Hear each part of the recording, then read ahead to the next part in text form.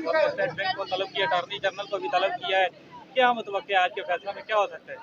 देखिए जी, इस वक्त तो हम लोग सुप्रीम कोर्ट के बाहर बैठे हुए हैं और हमेशा की तरह हम एक अच्छे और क्या कहते हैं हक के फ़ैसले के मुंतज़िर हैं।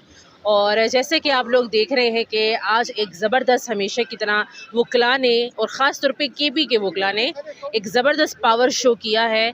और ये जो पीडीएम ने तमाम हरबे इस्तेमाल करने के बाद एक आखिरी हरबा रह चुका था, वो था कि उन्होंने आइन को भी जो है वो अपने कब्ज़े में करने की कोशिश की, आइन को भी जो है अपने हिसाब से ढालने की कोशिश की। लेकिन ये आइन है, ये पाकिस्तान का दस्तूर है, ये कोई मजाक नहीं है, ठीक है।